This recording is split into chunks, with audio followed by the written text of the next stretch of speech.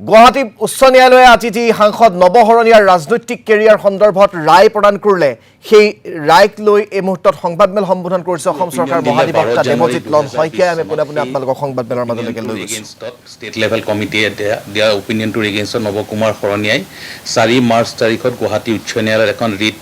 আবেদন দাখিল কৰিলে আৰু সেইখনৰ শুনানি যোৱা আমাৰ বিহু বন্ধ হোৱাৰ আগে আগে 10 আৰু 11 তাৰিখত শুনানি গ্ৰহণ হ'ল আৰু আজি বিহু বন্ধ খোলাৰ পিছত উচ্চ ন্যায়ালয়ে আজি সেই ৰিট আবেদনখনৰ ওপৰত যিটো শুনানি হ'ল তাৰ আজি ৰায়দানটো কৰিছে। এই ৰায়দানটোত এইটোকে কৰিলে মাননীয় আমাৰ যিজন মহামান্য জাজ আছে শ্ৰী সঞ্জয় কুমাৰ মেধি তেখেতৰ কোৰ্টত আজি জাজমেণ্টটো ডেলিভাৰ কৰিছে ৰাতিপুৱা 10:15 আৰু এই জাজমেণ্টটোত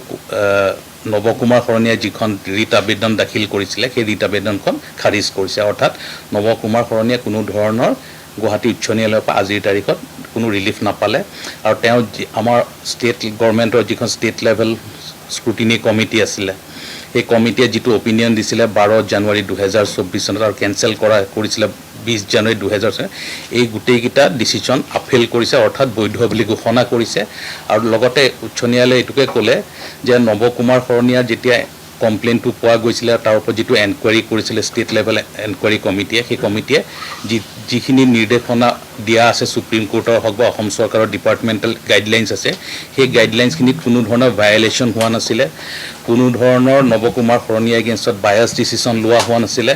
তেওঁক উপযুক্ত সুবিধা দিছিলে তেওঁ নিজৰ কেছটো দাখিল কৰিবলৈ বা নিজৰ পক্ষটো আগবঢ়াবৰ কাৰণে সমস্ত তেওঁ under the principle of natural justice যিখিনি সুবিধা পাব লাগে গোটেইখিনি সুবিধা দিয়া হৈছিলে। অৰ্থাৎ আমাৰ যিটো ষ্টেট লেভেল এনকুৱাৰী কমিটিয়ে এনকুৱাৰী কৰিলে তেওঁৰ এগেইনষ্টত সেই এনকুৱাৰীত কোনো ধৰণৰ খুঁত উলিয়াব নোৱাৰিলে আৰু তাৰ ফলত গুৱাহাটী উচ্চ ন্যায়ালয়ে আজি আমাৰ ষ্টেট গভৰ্ণমেণ্টৰ যিটো ডিচিশ্যন আছিলে তেওঁৰ চাৰ্টিফিকেট কেনচেল কৰাৰ লগতে তেওঁক বড়ো কছাৰী নহয় বুলি কোৱা যিটো অপিনিয়ন এক্সপ্ৰেছ কৰিছিলে সেইটো আপিল কৰিছে। ইয়াৰ ফলত আজিৰ তাৰিখত নৱ কুমাৰ শৰণীয়াই এই জাজমেণ্টটো যেতিয়ালৈকে বাহাল থাকিব হয়তো তেওঁ ওপৰৰ কোৰ্টত যাবও পাৰে নাযাব পাৰে মই সেই বিষয়ে নাজানো, কিন্তু আজিৰ তাৰিখত এই জাজমেণ্টটো দিয়াৰ পিছত নৱ কুমাৰ শৰণীয়া ডাঙৰীয়াই কোনো ৰিজাৰ্ভ ছিটত তেওঁ গৈ কণ্টেষ্ট কৰিব নোৱাৰিব।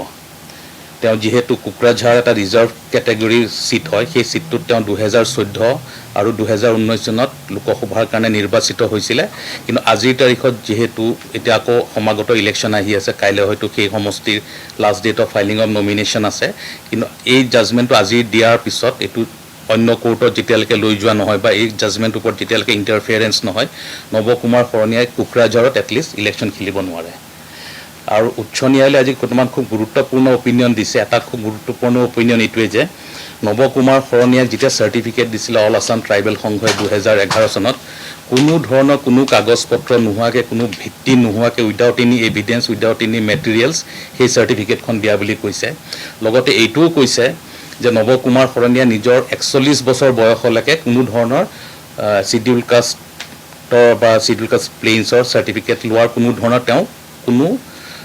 তথ্য পাতি দিব নোৱাৰিলে আৰু কোনো তথ্য নোহোৱাকৈ সেই চাৰ্টিফিকেটখন দিয়া বুলি গুৱাহাটী উচ্চ ন্যায়ালয়ে আজি অপিনিয়ন এটা এক্সপ্ৰেছ কৰিছে।